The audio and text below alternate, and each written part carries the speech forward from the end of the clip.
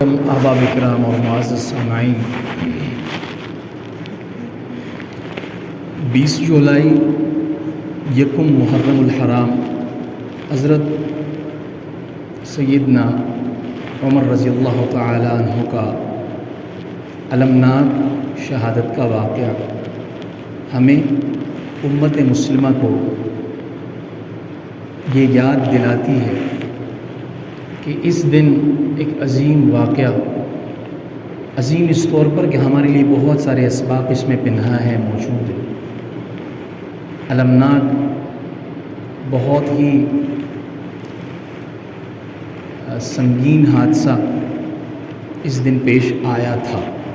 مجھے آپ کو، تمام امت مسلمہ کو معلوم ہونا چاہیے، ہمارے بچوں کو معلوم ہونا چاہیے کہ وہ کون سی عظیم ہستی تھی جو اس دنیا سے اس دن رحلت کر گئے اور ان کا شہادت کا واقعہ پیش ہے۔ وقت تو بہت مختصر ہے، میں مختصراً عرض کرتا ہوں کہ ان کی شہادت کا واقعہ کیسے پیش آیا۔ ابو لولو ایک مجوسی نصرانی غیر مذہب انسان تھے اس دور میں۔ حضرت سیدنا عمر فاروق رضی اللہ تعالیٰ عنہ کا زمانہ چلا۔ حضرت مغیرہ بن شعبہ صحابی ہیں، ان کے یہ خادم تھے، نوکر تھے، غلام تھے۔ اس زمانے میں غلام ہوا کرتے تھے اور ان کا مالک آقا کہلاتا تھا۔ تو حضرت مغیرہ جو صحابی رسول ہیں وہ ان کے آقا تھے۔ وہ یہ کہہ چکے تھے اپنے اس مجوسی غلام سے کہ آپ اتنی رقم مقدار پیسوں کے ادا کر دیں، اس کے بعد آپ آزاد۔ چنانچہ جو رقم ان کے آقا نے ان کو بتایا تھا، وہ اپنی آقا کی شکایت لے کر حضرت عمر فاروق رضی اللہ تعالیٰ عنہ کے دربار میں حاضر ہوئے۔ تو آپ نے حضرت سیدنا عمر فاروق رضی اللہ تعالیٰ عنہ نے پوچھا کہ کیا مسئلہ ہے؟ تو انہوں نے کہا کہ میرا جو آقا اور مالک ہے اس نے مجھ پر بہت زیادہ رقم لگا دی ہے میری آزادی کی شرط کے۔ تو جب حضرت سیدنا عمر فاروق نے دریافت کیا تو وہ رقم اتنی نہیں تھی جتنا وہ اس کو زیادہ بڑا چڑھا کر پیش کر رہے تھے، اتنی نہیں تھی۔ لیکن پھر بھی حضرت سیدنا عمر فاروق نے ان کو کہا کہ آپ ایسا کریں کہ آپ کاریگر ہیں، آپ کاریگر ہیں، جسے آج کل کے زمانے میں کارپینٹر ہوا کرتے ہیں، وہ کوئی بھی چیز بنا لیتے ہیں، ان کے پاس ہنر ہے تو کما سکتے ہیں آسانی کے ساتھ۔ کہ آپ تو کاریگر ہیں، آپ ایسا کریں کہ میرے لیے ایک چکی بنا دیں۔ ہاتھ کی چکی اس زمانے میں ہوتی تھی اور اس کے ذریعے سے گندم پسائی ہوتی تھی۔ آپ ایسا میرے لیے بنا دیں، اس کے بدلے میں زیادہ آپ کو رقم دوں گا، آپ اس کے ذریعے سے بھی اپنا کام چلا سکتے۔ تو ابو لولو فیروز ان کا نام تھا، مجوسی تھا، اس نے طنزاً ایک جملہ کہا۔ اس نے طنزاً ایک جملہ کہا اور کہا کہ میں آپ کے لیے ایک ایسی چکی بنا دوں گا کہ مشرق اور مغرب میں ایسی چکی نہیں ہوگی۔ چکی سمجھتے ہیں نا؟ پرانے زمانے میں ہاتھ سے اس گندم کی پسائی ہوتی تھی اور یہ چکی کہلاتی تھی۔ آج کل تو مشین کے ذریعے سے ہوتی ہے۔ تو یہ طنزاً ایک جملہ تھا کہ گویا میں جب مجھے موقع ملے میں آپ کو نقصان پہنچاؤں۔ حالانکہ حضرت سیدنا عمر فاروق رضی اللہ تعالیٰ عنہ نے انہیں بتایا تھا کہ ان کے ساتھ نیکی کا معاملہ کیا تھا کہ میں اس کے بدلے تمہیں زیادہ مال دوں گا بنسبت دوسروں کے، تو آپ اس کے ذریعے سے بھی اپنی مکاتبت جو پیسے دینا ہے اپنے آقا کو اس کے ذریعے سے آپ دیں اور آزاد ہو۔ چنانچہ یہی یکم محرم الحرام کا دن تھا کہ حضرت سیدنا عمر فاروق رضی اللہ عنہ صبح کی نماز کے لیے آتے اور صفوں کو سیدھی کرتے ہوئے اور اونچی آواز سے بتاتے سووا صفوفکم فإن تسویۃ الصفوف من اقامت الصلاۃ ومن اتمام الصلاۃ۔ یہ صفوں کو سیدھا کرے، یہ صفوں کی درستگی تمہاری نماز کے مکمل ہونے کا ایک حصہ ہے۔ چنانچہ آتے آتے محراب میں کھڑے ہوئے اور اس کے بعد فوراً، اس زمانے میں کوئی لائٹ وغیرہ نہیں ہو کرتی، تو تاریکی ہوتی تھی، چراغ سا ہوتا تھا، کہیں جلا دیا کرتے تھے اس کو، تو اکثر حصہ مسجد کی تاریکی ہوتی تھی، تاریک ہوتا تھا۔ تو یہ جو مجوسی تھا یہ نعوذ باللہ قتل کرنے کے ارادے سے، نقصان پہنچانے کے ارادے سے محراب میں چھپا ہوا تھا۔ تو حضرت سیدنا عمر فاروق جیسے ہی آگے، نماز میں تاخیر نہ ہو، فوراً تکبیر کہی، اللہ ہو۔ جب انہوں نے دیکھا کہ حضرت عمر فاروق رضی اللہ جب نماز میں وہ ہوتے تھے مومنین صحابہ کرام، تو توجہ پوری نماز کی طرف ہوتی، اب توجہ باہر کی طرف نہیں، تو فوراً تکبیر کے بعد انہوں نے نیزے کے ذریعے سے حضرت سیدنا عمر فاروق پر حملہ کیا۔ جب انہوں نے حملہ کیا تو اس زور سے انہوں نے حملہ کیا تھا، نیزہ تھا، اور آپ کو معلوم ہو کہ جب صحابہ کرام نماز میں ہوتے تھے ان کی جسم ڈھیلی پڑ جاتی تھے، تو بڑے جسیم قد آور، جو ان کا حلیہ مبارک مذکور ہے، مضبوط، لیکن اللہ کے سامنے ڈھیلی پڑ گئی اور ایک ہی وار سے گر پڑے حضرت۔ جب گر پڑے یہاں پہ ایک چیز ہے، اب میں حضرت سیدنا عمر فاروق رضی اللہ تعالیٰ عنہ کی شہادت کا واقعہ مختصراً عرض کر کے اس سے جو ہمیں ملنے والے اسباق ہیں، یہ چیزیں اہم ہیں۔ واقعات تو ہم بے شمار پڑھتے رہتے ہیں، جو ان سے ہمیں زندگی میں سبق لینے کی چیزیں وہ اہم ہیں، وہ میں آپ حضرات کو بتانا چاہتا ہوں۔ حضرت سیدنا عمر فاروق رضی اللہ تعالیٰ عنہ اس عین وقت میں جب ان پہ حملہ ہوا ہے، حملہ بھی اس قدر جان لیوا، اس وقت میں انہوں نے فوراً تیسری صف میں حضرت عبد الرحمن ابن عوف رضی اللہ عنہ کھڑے تھے، ان کو بتایا کہ آپ فوراً نماز سنبھالیں، نماز میں تاخیر نہیں ہونی چاہیے۔ چنانچہ ہمارے کاموں کی وجہ سے نماز میں تاخیر ہوتی ہے، ہمارے کسی جگہ جانے کی وجہ سے نماز میں تاخیر ہوتی ہے، ہمارے اپنے ذاتی مشاغل ہوتے ہیں، بناؤ سنگار کے بسا اوقات مصروفیات ہوتی ہیں، ان کی وجہ سے نماز میں تاخیر ہوتی ہے۔ دیکھیں ذرا، خلیفۃ المؤمنین ہیں، کتنے کام ہیں سر پہ، اور خوف خدا اور نماز کی اہمیت کا یہ عالم کہ جان لیوا ہے، حملہ ہے، مسلمانوں کا مسئلہ ہے، لیکن نماز میں تاخیر نہیں ہوئی۔ حضرت عبد الرحمن ابن عوف کو فوراً کہا مسئلہ نماز سنبھالے۔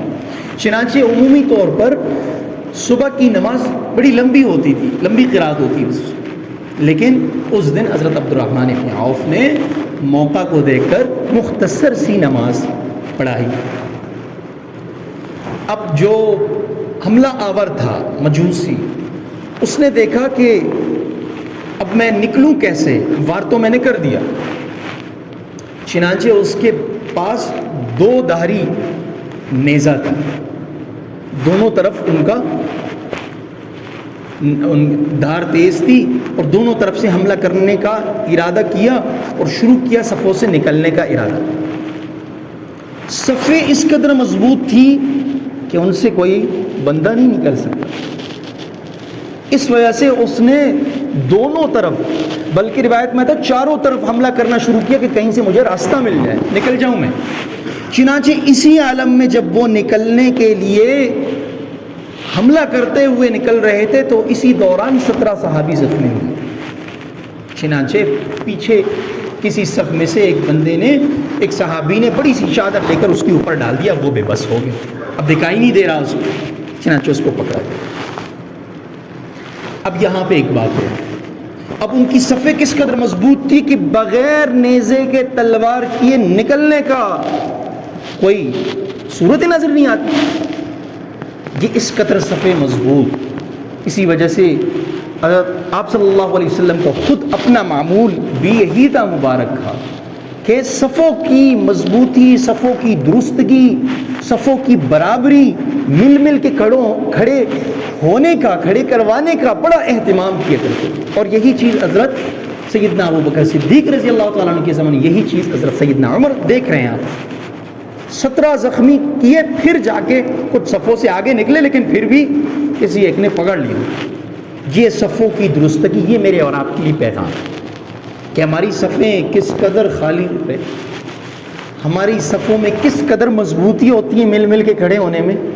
مجھے ایک مقتدی نے بتایا کہ بس اوقات میں آتا ہوں کہ درمیان میں اتنا ڈھیلا پن اور جگہ ہوتی ہے کہ میں خود آگے اس درمیان میں کھڑا ہو جاتا ہوں۔ یہ ہمارا حال ہے، یہ مجھے اور آپ کو ملنے والا اس سے سبق ہے کہ میں اور آپ اپنی صفوں کو کس قدر مضبوط بنائیں اور ہماری صفیں کس قدر لمبی ہونی چاہیے آگے، ہمارے علاقے کے لوگ کتنے ہیں اور صفوں میں موجود افراد کتنے ہیں. یہ میرے اور آپ کے لمحہ کے لیے، یہ میرے اور آپ کے لیے پیغام ہے کہ آئیں، خود آئیں، بچوں کو اپنے لے کر آئیں، صفوں کو بالکل سیدھا بنائیں. اور یہ بھی فرمایا کہ صفوں میں ٹیڑھا پن نہیں ہوتا، کیونکہ بسا اوقات صفوں میں جب ٹیڑھا پن ہوتا ہے دلوں میں اختلاف پیدا ہوتا ہے. یہ جو ہے نا میرے اور آپ کے لیے بہت بڑا سبق ہے کہ صفوں کو بہت اہتمام سے ہم دیکھیں، غور کریں. جب تک صفیں درست نہ ہو، صفیں سیدھی نہ ہو، مل کے کھڑے نہ ہو، اس وقت تک اس سے پہلے جماعت قائم نہ ہو. یہ بہت اہم پہلو، اس پر ہم لاپرواہی برتتے ہیں. ایک تو یہ سبق. دوسرا سبق آگے دیکھیں کہ حضرت سیدنا عمر فاروق رضی اللہ تعالیٰ، وہ پچھلے والی صفوں کو تو پتہ ہی نہیں چلا نمازیوں کو کہ ایک حضرت جو ہے نا وار کی وجہ سے گر پڑے اور دوسری امامت سنبھال رہے ہیں اور نماز جاری ہے. کچھ اگلی صفوں میں سے کچھ کو پتہ چل گیا، جن پہ حملہ ہو گیا تھا وہ دیکھ رہے تھے، اگلی صفوں والوں کو نمازیوں کو پتہ تک نہیں چلا. یعنی اتنی زیادہ صفیں ہوتی اور اس قدر نماز کا اہتمام، اور تکبیر کے بعد دنیا سے اس قدر وہ ناآشنا ہوتے تھے، اجنبی ہوتے تھے. ہم تو سلام تک جو ہے نا یہ پتہ نہیں چلتا کہ نماز میں ہے یا نماز میں. ہم بس اوقات یہ پتہ نہیں چلتا کہ کون سی رکعت چل رہی ہے. نماز کے بعد یہ پتہ نہیں چلتا کہ ہم نے نماز میں کون سی صورتیں پڑھی. ہمارے استاد تھے، وہ اپنے طلبہ کو امتحاناً پوچھ لیا کرتے کہ آج آپ نے نماز میں کون سی صورتیں پڑھی. چلو فرض کے علاوہ جو سنتیں ہیں ان کا پتہ چلنا چاہیے، میں نے آج کون سی صورت پڑھی. یہ توجہ کی علامت ہوتی ہے کہ اسے پتہ ہوتا ہے کہ میں نے آج یہ صورتیں پڑھی. جب توجہ نہیں ہوتی، دیکھیں ہم بازار جاتے ہیں، ایک ایک چیز ہمیں پتہ ہوتا ہے کہ آج میں نے شاپنگ کی ہے، یہ چیز لی ہے، یہ چیز لی ہے. توجہ ہے نا، ایک فکر ہے نا، اہمیت ہے. لو بھائی مسلمانوں، نماز کی اہمیت کہاں؟ یہ چیزیں ہیں آنکھیں بند ہونے کے بعد یہ چیزیں کام آتی ہیں. چھوڑو 4 دن کی عارضی زندگی ہے، ضرورت کے مطابق ضرور سوارے دنیا کو، ممنوع نہیں ہے، لیکن اہمیت خود بچوں کو، لوگوں کو ایک بڑا اپنے اعمال سے کیا بتا رہا ہے؟ دنیا اہم ہے یا دین؟ دین پہلے ہے. تو یہ نماز کی اہمیت کا اندازہ آپ اس سے کریں. یہ ہمیں لیے دوسرا سبق ہے. حضرت سیدنا عمر فاروق رضی اللہ تعالیٰ عنہ کے پاس آ گئے، نماز ختم ہو گئی، پتہ چلا کہ قاتل پکڑا گیا. چنانچہ حضرت سیدنا عمر فاروق رضی اللہ تعالیٰ عنہ کو شربت پیش کیا گیا. چونکہ زخم کا پتہ نہیں چل رہا تھا کہ کس نوعیت کی ہے، تو وہ بھی پیٹ سے نکلنے لگا. دودھ پیش کیا گیا، وہ بھی پیٹ سے نکلنے لگا. حضرت عمر فاروق رضی اللہ تعالیٰ عنہ کو، لوگوں کو اندازہ ہو گیا کہ حضرت کا آخری وقت ہے، یہ زخم بھرنے والا نہیں. چنانچہ حضرت سیدنا عمر فاروق رضی اللہ عنہ نے پوچھا کہ قاتل کون ہے، کہ بڑا اہم نقطہ ہے. دیکھیں اس واقعے میں فرمایا کہ وہ مجوسی تھا. تو حضرت نے کہا کہ میں نے تو ان کے ساتھ نیکی کا معاملہ کیا تھا، اس نے بدلہ مجھ سے یہ لیا. ان کے ساتھ جو پیش آیا تھا معلوم ہونا چاہیے، واقعہ میں نے ذکر کیا. تو حضرت نے جو جملہ کہا میرے اور آپ کے لیے سبق، حضرت نے بتایا الحمدللہ کہ میرا قاتل، حملہ آور، مارنے والا کوئی مسلمان نہیں.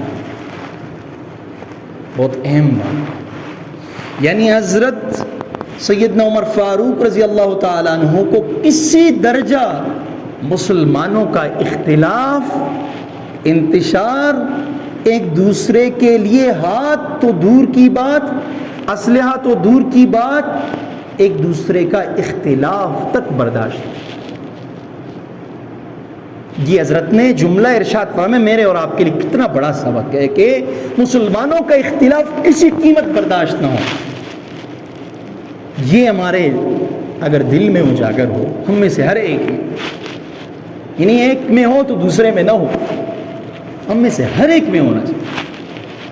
یہ جب اجاگر ہوگا تو دیکھو ہم سراپا کیسے نمونے بن جائیں گے. خیر خود آ کے آپ کے قدموں میں پڑے گا کہ ہم نے آپ جیسا انسان کوئی نہیں دیکھا. صحابہ کرام بیان تھوڑے ہی کرتے تھے ہر جگہ جا کے, تقریر تھوڑے ہی کیا کرتے تھے. ان کا حلیہ بتاتا تھا کہ یہ سچے لوگ, ان کی زبان خود سچائی کا ثبوت اور علامت تھا, سراپا وہ ایک ہدایت تھے. تو آج مجھے اور آپ کو یہ بننا ہے, ہمیں اپنے بچوں کو یہ بنانا ہے. تو جس پر میں بات کرتا ہوں کہ اختلاف کسی بھی صورت مجھے اور آپ کو برداشت نہیں ہونا چاہیے. آج مجھے اور آپ کو یکم محرم الحرام یہ پیغام دے رہے ہیں. آج جمعہ سے آپ یہ پیغام ذرا لے کے جائیں, اس پہ عمل کریں, آزمائیں. بہت ساروں کو راستہ دینے سے آپ کے کام کتنے بنتے ہیں, بہت ساروں کو خود آپ ان کے مشکلات حل کرنے سے آپ کے کتنے مشکلات حل ہو جاتے ہیں. ہم تو خود اپنے مشکلات حل کرنے نکلتے ہیں, اپنے مسائل حل کرنے نکلتے ہیں.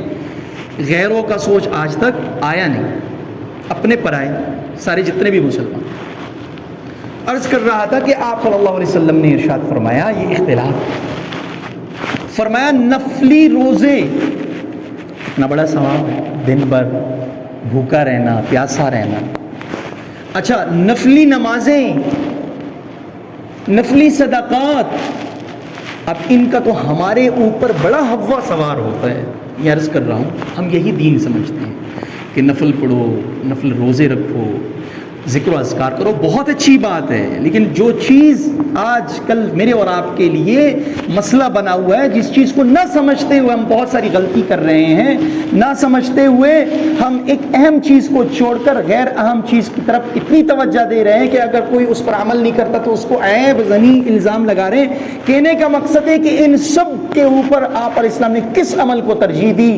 فرمایا نفلی روزے, نفلی نماز, نفلی تلاوت, نفلی اذکار, نفلی جتنے بھی کام ہیں, ان سب سے افضل عمل مسلمانوں کے درمیان جھگڑا کو ختم کرنا, اختلاف کو ختم کرنا, نفرتوں کو ختم کرنا, اتنی اہم. یہی تو ہے حضرت عمر رضی اللہ عنہ نے فرمایا کہ الحمدللہ کہ اللہ تعالیٰ نے مجھے شہادت بھی دی. اگر مسلمان ہوتا تو کس قدر رنجیدہ ہوتا. دوسری بات, آپ صلی اللہ علیہ وسلم اپنی پوری زندگی میں صحت کے دوران آپ کے ہوتے ہوئے کسی نے نماز نہیں پڑھی, آپ نے ہی نماز پڑھی. ظاہر ہے آپ سے افضل کون ہو سکتا ہے اس دنیا کائنات میں, آپ نے ہی نماز پڑھی. وہ کون سا واقعہ ہے کہ جس میں آپ علیہ السلام اپنی زندگی میں صحت میں ہوتے ہوئے نماز نہیں پڑھائی؟ آپ نے حضرت عبد الرحمن ابن عوف نے پڑھا. وہ کون سا واقعہ ہے؟ وہ یہی واقعہ ہے کہ آپ علیہ السلام دو قبیلوں کے درمیان صلح کرانے نکلے تھے, آپ نے دیر کی, عبد الرحمن ابن عوف رضی اللہ تعالیٰ عنہ انتظار کرنے کے بعد آپ نے ہی جمع کیا. اس سے آپ اندازہ کریں کہ آپ کے ہوتے ہوئے کوئی افضل نہیں امامت. آپ نے اس عمل سے بھی بڑھ کر کس عمل کو افضل سمجھا کہ مسلمانوں کے درمیان اختلاف, صلح کرانے نکلے, اتنا بڑا. تیسری بات, آپ صلی اللہ علیہ وسلم نے خود ارشاد فرمایا, میرے اور آپ کا ایمان ہے کہ پہاڑ اپنی جگہ سے ہل سکتے ہیں, لیکن اللہ کے نبی کی بات میں ذرا برابر شک ایمان ہمارا نہیں ہو سکتا. انا زعیم, الفاظ سنیں, انا زعیم ببیت فی وسط الجنہ لمن ترک المراء وهو محب. عربی کے الفاظ ترجمہ سنیں. میں خود ضامن ہوں جنت کے بیچوں بیچ اس شخص کے لیے جو حق پہ ہوتے ہوئے جھگڑا چھوڑ. بہت اہم بات, بہت اہم بات. ہمارے ایک استاد تھے, وہ فرما رہے تھے کہ ایک دفعہ میں عمرے سے واپسی پہ آ رہا تھا یا جا رہا تھا, تو جہاز میں بس پائلٹ کے بالکل قریب اگلی سیٹوں میں ایک سیٹ تھی جس پر دو بندے جھگڑ رہے تھے. میں پیچھے تھا, ان کو دیکھ رہا تھا. تو دو بندے جھگڑ رہے تھے, ایک کہہ رہا تھا کہ یہ میری سیٹ ہے, واپسی تھا شاید, اور ایک کہہ رہا تھا کہ یہ میری سیٹ ہے. اب دونوں کو ذرا پائلٹ کے قریب اچھا لگ رہا تھا, اس وجہ سے دونوں نے کہا کہ یہ میری سیٹ ہے. چنانچہ حتیٰ کہ بات ہاتھا پائی تک جب پہنچ گیا تو میں آگے بڑھا. میں نے کہا کہ دیکھیں ایک بات میں عرض کرتا ہوں, ہمارا ایمان ہے آپ علیہ السلام کی بات میں کوئی شک ہے؟ دونوں کہنے لگے کوئی شک نہیں. کہنے لگے ذرا سن لے، حدیث ہے یہی حدیث جو میں نے آپ کو بتائی کہ آپ علیہ السلام خود فرما رہے ہیں کہ میں ضامن ہوں. میرے اور آپ کا کوئی ضامن اٹھائے، ضمانت اٹھائے، کتنا مطمئن ہو. کوئی محکمے میں کوئی افسر ضامن اٹھائے، کسی محلے میں کوئی بڑا ضمانت اٹھائے کہ گھر میں آپ کا ضامن ہوں، میں آپ کی ہر چیز کا ذمہ دار ہوں، آپ بے فکر ہو کے کام کریں، کتنا بڑا مطمئن ہوتا ہے. اللہ کے حبیب صلی اللہ علیہ وسلم میرے اور آپ کے لیے ضمانت اٹھارے کب؟ فرمایا کہ جب تم حق پہ ہوتے ہوئے چھوڑ دو اختلاف. کہنے لگے جب میں نے یہ بات کی دونوں پیچھے، دونوں نے کہا کہ چھوڑ دیں گے. تو آپ نے فرمایا یہ مومن پہ حدیث کا اثر ہوتا ہے، حدیث کا تذکرہ کیا کریں. آج کل تو معلومات بہت زیادہ ہے، میں ایک اضافی بات کروں، علم کم ہے، تحقیق کم ہے. واٹس ایپ بھرے ہوئے، فیس بکس بھرے ہوئے، سوشل میڈیا، لوگوں کے پاس آپ جائیں تو گھنٹوں گھنٹوں بات کرے گا. تحقیق کیا ہے، حدیث کیا ہے، قرآن کیا ہے، وہ بات کی جڑ حقیقت آپ کو بیان کرتا ہے، وہ کم ہے. معلومات زیادہ ہے، علم کم. تو عرض یہ کر رہا تھا کہ جب آپ نے حدیث سنائی فوراً بھائی حدیث میری اور آپ کی معلومات نہیں ہے، وہ کسی دانشور کی رپورٹ نہیں ہے، کسی کمپنی کا کوئی وہ نہیں ہے، بیانیہ نہیں ہے، بلکہ تو حدیث ہے بھائی، جس نے دنیا کے اندر رہتے ہوئے آخرت کو اپنی آنکھوں سے دیکھا. ایک دن نماز میں پیچھے آ گئے، پھر آگے چلے گئے. فرمایا یا رسول اللہ کیا ہوا؟ فرمایا کہ میں نے دیکھا کہ جو ہے نا لائن بنے ہوئے حوریں جا رہی تھی اور میوے تھے، میں نے ان کو اپنی آنکھوں سے دیکھا. خود ایک نماز میں فرمایا کہ کس نے پڑھا الحمدللہ حمدا کثیرا طیبا مبارکا فی؟ صحابہ کرام ڈر گئے. ایک صحابی پیچھے ہو گیا جس نے پڑھا تھا. یہ فرمایا کہ آپ بتائیں، ڈرے نہیں. فرمایا یا رسول اللہ فرمایا میں نے خود فرشتوں کو دیکھا چھینا جھپٹی کر رہے تھے ان کلمات کے لیے عرش پہ لے جانے. وہ کہہ رہے ہیں میں اللہ کے پاس لے جاؤں، وہ کہہ رہے ہیں میں اللہ کے پاس لے جاؤں. اتنے خوبصورت، عظیم، مقدس، پاکیزہ کلمات، وہ حضور اس کے کلمات ہے. بھائی انا زعیم، میں ضامن ہوں، بات ہی ختم، چھوڑ دو جھگڑا. تو ایک تو تیسری بات بھی تھی کہ ہمیں اس واقعے سے اور کیا سبق ملتا ہے، اس پر بھی اور بات کرنی تھی، لیکن وقت کا انتہائی محتاط ہونا چاہیے. اللہ تعالیٰ مجھے اور آپ کو انہی باتوں عمل کرے. پہلی بات میں نے کی پیغام سمجھے کہ صفوں کے اندر درستگی، صفیں ہمارے بھری ہوں. یقین جانیں، میں دل سے آپ کو کہہ رہا ہوں ایک بات کہ جب مسجد بھری ہوتی ہے میں دل سے نماز پڑھاتا ہوں. ایک ہوتی ہے نا جب رش زیادہ ہو ایسا نہ ہو میں گھبرا جاؤں. جب زیادہ ہوتے ہیں لوگ تو دل خوشی سے جو ہے نا بھر اٹھتا ہے اور میں اچھی قرات کرتا ہوں. میں دل سے ایک بات بتا رہا ہوں اللہ کی نعمت سمجھتے ہوئے، کوئی ریا نہیں. لیکن جب خالی ہوتی ہے تو دل مرجھا جاتا ہے. وہ چیز جو اللہ تعالیٰ کی طرف سے آنے والی ہے وہ چیز پھر نہیں رہ جاتی. تو آپ کی مسجدیں بھری ہونی چاہیے. آپ خود جتنے بھی لوگ ہیں ایسے جو سستی کرتے ہیں ان کو ذرا پیغام بھیجیے کہ صبح کی نماز میں آ جائے، ظہر کی نماز میں آ جائے. یہی جماعت، یہی افراد کدھر جاتے ہیں عشاء اور مغرب میں. تو صفوں کی درستگی، مسجد کی بھرا بھن ہونا، یہ میرے اور آپ کے لیے اس واقعے سے پیغام ہے. دوسرا، مسلمانوں کا اختلاف کسی صورت، چاہے وہ گھریلو ہو، خاندانی اختلاف اور اس کے اسباب حل کیا ہے، اس پر انشاءاللہ بات کریں گے. تو وہ دوسرا پیغام. اور تیسرا خشیت الہی حضرت سیدنا عمر فاروق رضی اللہ. اللہ تعالیٰ مجھے اور آپ کو عمل کرنے کی توفیق عطا فرمائے.